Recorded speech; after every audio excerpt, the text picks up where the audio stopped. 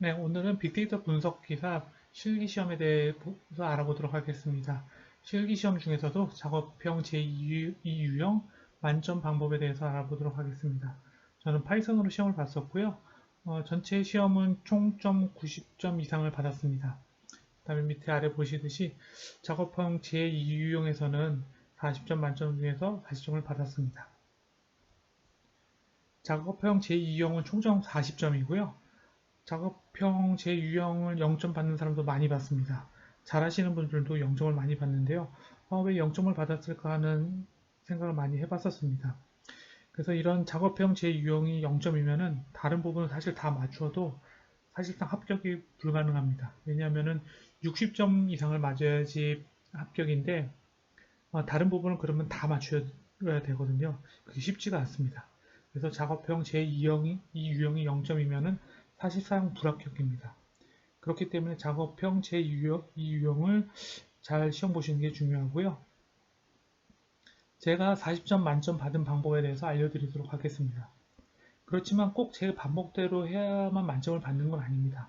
여러 가지 다른 방법이 있을 수도 있고 시험 문제에 따라서도 다를 수가 있습니다. 그렇지만 제가 만점 받은 방법을 말씀드릴 거고요. 실기 공부하실 때 참고하셔서 공부하시면 좋겠습니다. 문제를 꼼꼼히 읽고 문제가 제시한 그대로 해야 됩니다. 너무 당연한 얘기인데요. 작업형 이유형은 문제가 꽤 깁니다. 그 다음에 문제를 읽고 이해하시는데 오랜 시간을 투자하셔가지고요. 문제가 원하는 걸 정확히 찾아내셔야 됩니다. 여기서 문제가 원하는 걸 다르게 찾아내면은 문제 아무리 잘 풀어도 좋은 점수가 나올 수가 없습니다. 예제 문제를 한번 보도록 하겠습니다. 데이터가 이렇게 X트레인, Y트레인이 있고 X테스트가 있습니다. 여기서는 이 트레인으로 이제 학습을 해야 되고요. 최종 제출할 때는 이 X테스트로 프리딕션 해가지고 CSV 파일 형식으로 제출을 해야 됩니다. 그 다음에 데이터 포맷은 이런 커스터머 아이디와 젠더 이런 게 있습니다.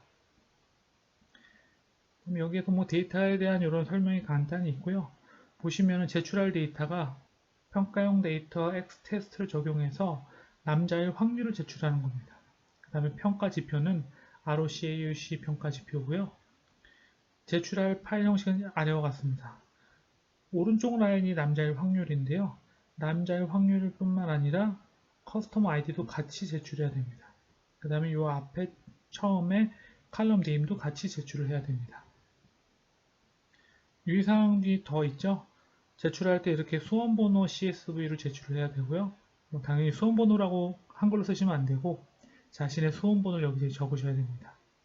그 다음에 평가는 ROC, AUC 평가지표로 채점한다고 되어 있습니다. 분류인지 회계인지 잘 판단하셔야 됩니다. 여태까지 대부분 빅데이터 분석 기사 실기 문제는 대부분 분류로 나왔습니다. 제가 시험 볼 때 처음으로 회계가 나왔었는데요. 기출만 보신 분들이 다 분류 문제인 줄 알고 그냥 분류 문제를 푸신 분들이 많았습니다. 그래서 이런 분들은 뒤에 아무리 잘 풀어도 좋은 점수가 나올 수가 없습니다. 그래서 꼭 문제 읽으실 때 분류인지 회계인지 다 잘 판단을 하셔가지고요. 그 다음에 진행을 하셔야 됩니다. null NaN 이상치 파악을 하셔가지고 전처리를 하셔야 됩니다. 그런데 여태까지는 제2유형에서는 전처리를 해야 되는 필요가 거의 없었습니다. 주로 전처리는 작업형 1유형에서 많이 나오기 때문에요. 작업형 1유형에서 주로 하고 작업형 2유형에서는 잘 나오지 않습니다. 그렇지만 언제 또 이게 나올지 모르거든요. 그래서 꼭 확인하시고 전처리가 필요한 경우 적용하시기 바랍니다. 관련성 없는 칼럼은 삭제를 하시면 됩니다. 연관성 분석 등을 진행하셔가지고 연관성 없는 것들은 좀 제외시키면 좋은데요. 근데 이 부분은 처음에 안 하셔도 되고요. 모든 코드 완료 다 하시고 모델 학습했는데 모델의 오차를 더 줄이고 싶다 할 때 이런 필요 없는 칼럼들은 좀 줄여 나가시면 되는데요. 그래서 코드를 다 완성하시고 하시면 됩니다. 근데 사실 저 같은 경우는 칼럼 삭제 없이 모든 칼럼 다 사용했거든요. 그 이유는 저는 칼럼 사실 네임만 보고 모두 다 연관성이 있다고 판단을 했었습니다. 근데 저 같은 경우는 굉장히 운이 좋은 경우였고 이런 칼럼의 연관성들이나 이런 거를 잘 보셔서 필요 없는 거는 삭제를 하시면은 모델의 손실을 더 줄일 수 있습니다. 수치형 범주형 칼럼 이름 분류를 했습니다. 이렇게 수치형과 범주형 칼럼을 분류를 해놓으면은 나중에 하기가 좋은데요. 이제 수치형은 스케일링을 적용을 할 거고 범주형은 원하는 이코딩을 적용을 할 겁니다. 그래서 이렇게 수치형과 범주형으로 나누면은 편리합니다. 예를 들어 볼 건데요. 이런 에이지, 워크, 익스피리언스, 패밀리 사이즈 같은 거는 이제 수치형이라고 해가지고 칼럼, NUM, 수치형이라는 변수에다가 이 칼럼 이름을 저장을 해놨습니다. 카테고리컬, 범주형 데이터들은 이렇게 다시 칼럼 카테고리컬이라는 변수명으로 저장을 해놨습니다. 이렇게 하면은 나중에 요거를 갖다 쓰면은 수치형과 범주형 데이터를 내가 편하게 갖다 쓸 수가 있습니다. 범주형에는 원하는 인코딩을 적용을 했습니다. 원하는 인코딩 적용하는 방법도 이제 몇 가지가 있는데요. 저는 제일 간단하게 getDumies를 사용을 했고요. getDumies는 정말 사용하기 쉽습니다. 아래처럼 임포트만 해주시고 getDumies에다가 이렇게 데이터만 넣어주면 됩니다. 근데 이제 원하는 인코딩은 카테고리컬 데이터만 해야 되기 때문에 이렇게 아까 정했던 칼럼 카테고리컬만 딱 불러주면 됩니다. 수치형에는 당연히 스케일링을 적용을 해야 되는데요.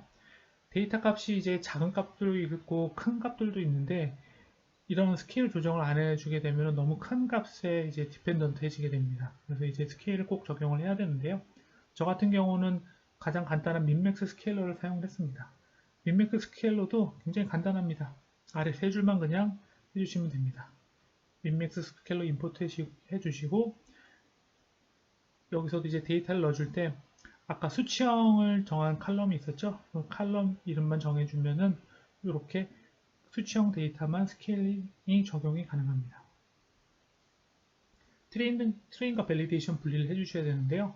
이 부분 뭐 당연히 다 하실 거라고 생각을 합니다. 당연히 트레인 테스트 스플릿을 이용해 가지고 이제 트레인과 밸리데이션 데이터를 구분을 해주셔야 되고요.